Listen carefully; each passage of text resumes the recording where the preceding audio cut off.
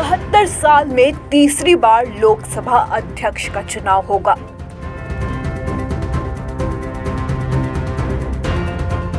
Deputy speaker पद न मिलने से विपक्ष ने बिगाड़ी सहमति।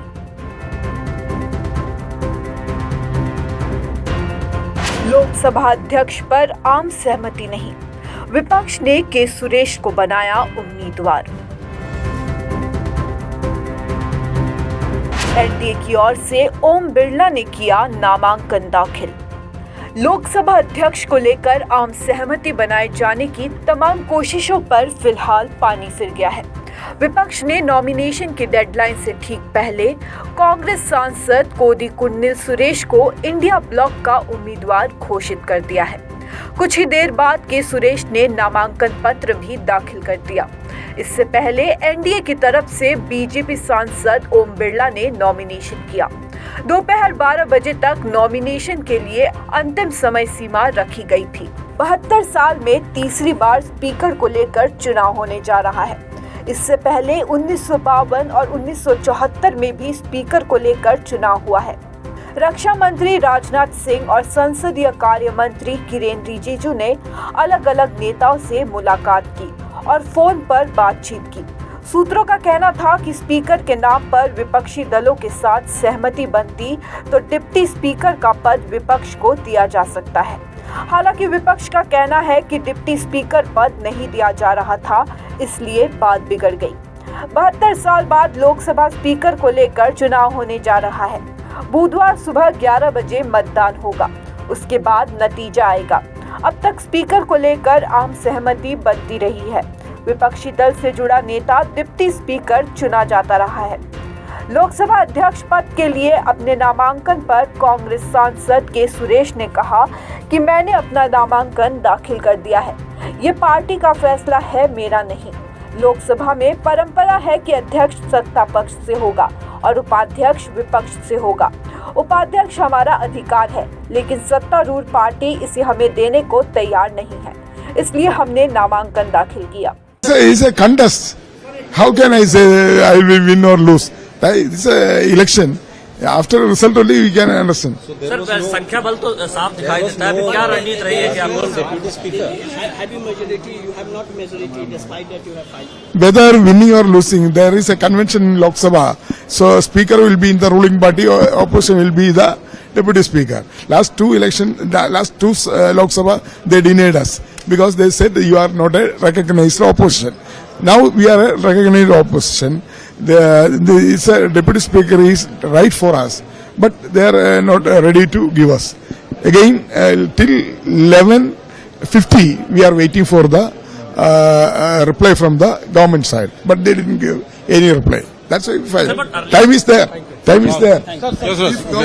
इंडिया ब्लॉक द्वारा के सुरेश को लोकसभा पद के लिए मैदान में उतारने पर केंद्रीय मंत्री और भाजपा सांसद पीयूष गोयल ने कहा कि सुबह राजनाथ सिंह मल्लिकार्जुन खड़गे से चर्चा करना चाहते थे, लेकिन वो व्यस्त थे, इसलिए केसी वेणुगोपाल से बात हुई।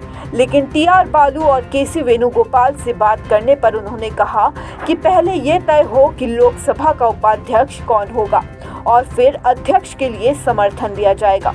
पीयूष गोयल ने कहा कि हम इस तरह की राजनीति की निंदा करते हैं। लोकसभा का उपाध्यक्ष कौन होगा वो पहले तय करें, फिर अध्यक्ष के लिए समर्थन मिलेगा।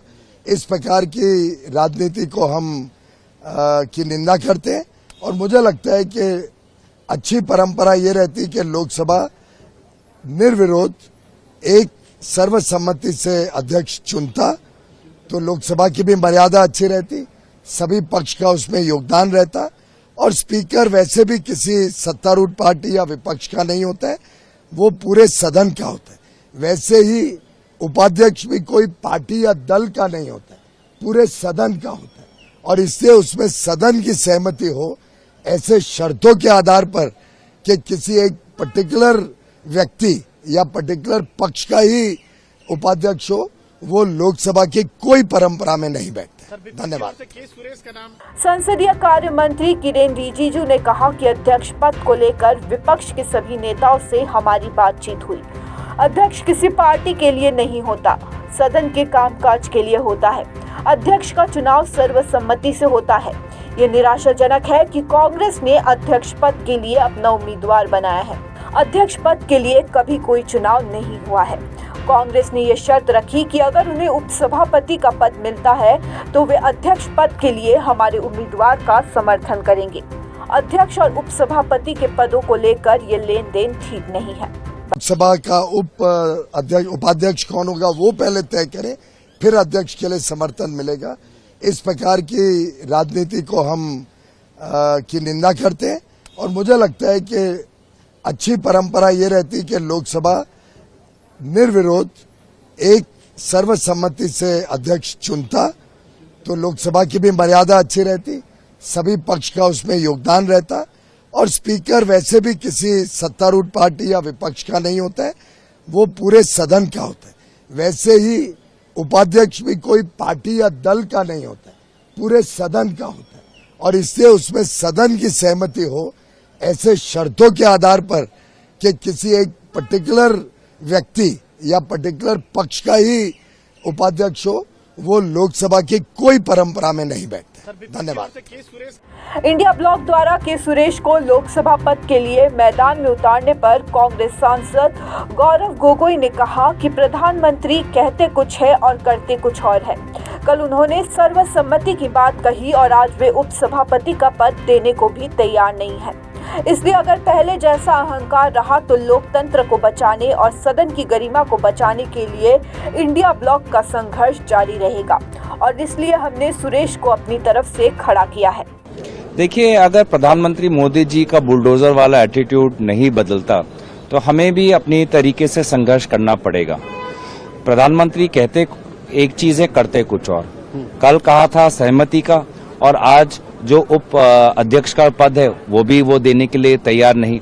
तो अगर पहले जैसा ही अहंकार बरकरार रहेगा तो हमारा भी लोकतंत्र को बचाने का और सदन की गरिमा को बचाने का संघर्ष बरकरार रहेगा और इसीलिए हमने अपनी तरफ से के सुरेश जी उनको आगे हमने किया है। सर, लेकिन आपको पता लगता नंबर्स तो है नहीं सर, किस तरीके से आप लोग फिर आगे करेंगे? क्या ये लड़ाई सिर्फ ये सिंबल के तौर पे है दिखाने के लिए? लड़ाई देश को बताने की है कि विपक्ष जागरूक है, विपक्ष सतर्क है और जिस आशा के साथ देशवासियों ने विपक्ष को जिताया, आशीर्वाद दिया, उसी आशीर्वाद के साथ हम अपना कर्तव्य निभाएंगे। News desk report, such the reality.